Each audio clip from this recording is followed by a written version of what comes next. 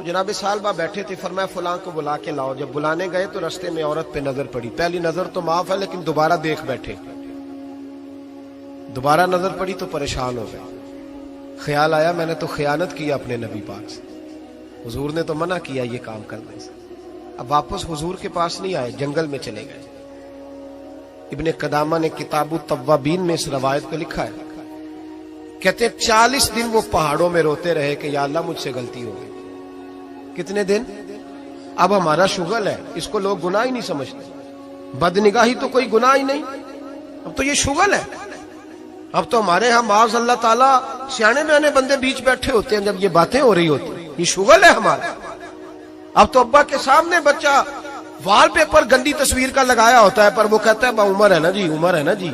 मुझे पता ही नहीं है कितना गंद कर रहा है, ये तबाह हो जाएगा रूहानी तौर पर।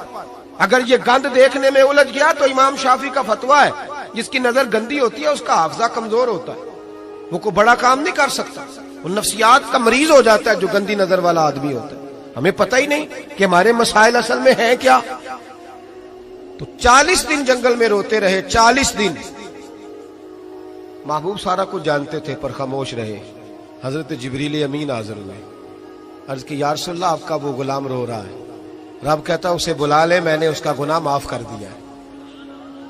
तो नबी पाक सल्लल्लाहु अलैहि वसल्लम ने हजरत मौला अली शेर खुदा जनाब सलमान फारसी को भेजा, फरमाया फलां जगह है, ले आओ।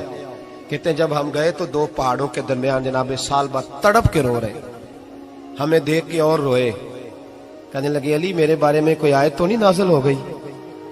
तो कहा नहीं, चल हुजूर ने बुलाया है। कहा अच्छा हुजूर कहते क्या थे, फरमाते क्या थे? कहा पता नहीं, लेकिन बुलाया है।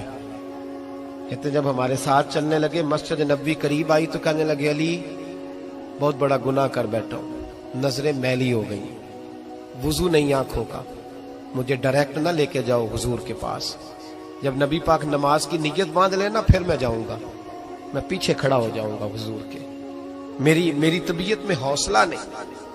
यहां तो पता नहीं मैं किस तरह इश्क रसूल का दावा करता हूं मिंबर पर बैठकर, और हमारी ये मिलाद आएगा तो महफिल मिलाद में इस तरह के दावे होंगे स्टेज पर के अलमान वाला फीस, पता नहीं क्या क्या लोग कह देंगे, पता नहीं हमें हम क्या है और हम क्या कह रहे हैं। मन आनम के मन दानम, पता ही नहीं, और कितना बड़ा दावा कर दिया।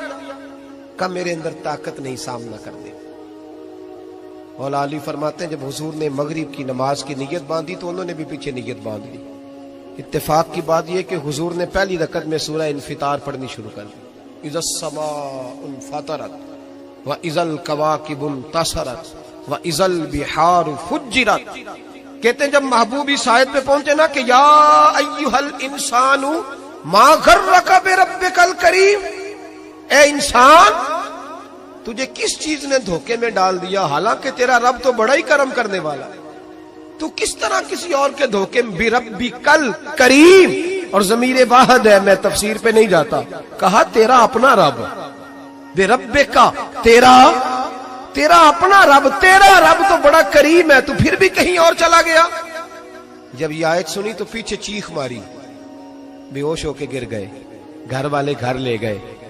नमाज मुकम्मल हुई तो हुजूर ने फरमाया क्या हुआ? अर्ज की हुजूर वो तो रो पड़े थे, घर ले गए। महबूब पीछे गए तो बेसुध पड़े, तेज बुखार हो गया।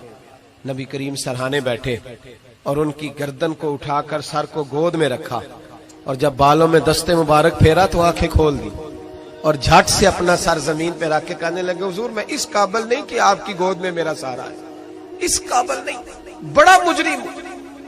तो महबूब ने फरमाया तुझे मुबारक हो, रब ने तुझे माफ कर दिया है, अल्लाह भी राजी है, मैं भी राजी है। अब हुजूर के कदमों के करीब आए तो कहने लगे हुजूर आप राजी हैं? कहा राजी हूं। फरमाया फिर मेरे लिए दुआ करें, अल्लाह इसी रजा में मुझे कबूल कर ले। बस ये बात हुई थी, उन्होंने कलमा पढ़ा तो रूह परवाज कर गई। परवाज मेरे भाई एहसास पैदा कर। याद रखें अगर रूहानी जिंदगी सही नहीं ना होगी, याद रख ले किसी का कोई नुकसान नहीं, सारे सुकून से सो जाएंगे, आप नहीं सो पाएंगे। अगर आपके जमीर पे बोझ रहेंगे ना तो सारे लोग रमजान में 4-4 कुरान पाक खत्म करेंगे, आप 10 पारे भी नहीं पढ़ पाएंगे। अगर आप अपने आप को सही नहीं करेंगे, रूहानी जिंदगी बहाल नहीं होगी, तो याद रखना बड़ा अपना आप सारा कुछ सजा के जाहिरन बड़े परहेजगार बन के भी अपने जमीर की अदालत में फैसला अपने हक में नहीं करा पाए। तिजोरियों से माल भरा हुआ होगा लेकिन घर में सुकून नाम की चीज ढूंढने से नहीं मिलेगी। इसलिए कि अला बिज़िक्रिल्लाह तत्मइन्नुल कुलूब, अल्लाह की जात से जुड़ जाने से दिल को सुकून होता है।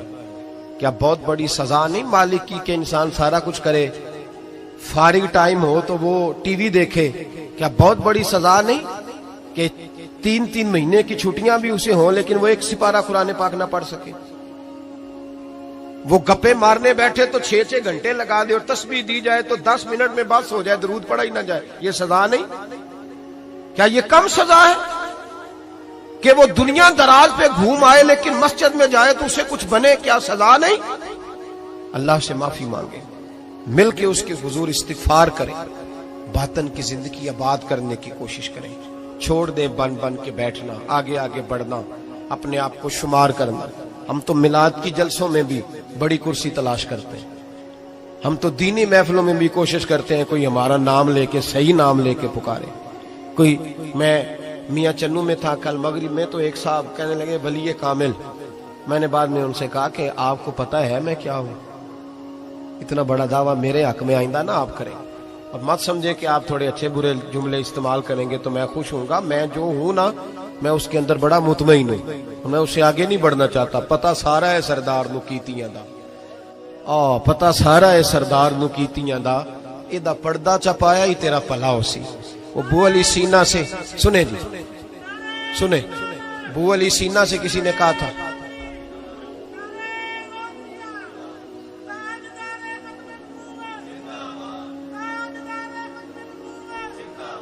अब इनकी इस बात पर और इस अमल पर एक शेर सुन ले मियां मोहम्मद बख्श साहब का। मियां साहब कहा करते थे, जितन जितन हर कोई खेडे तू हारन खेड फकीरा।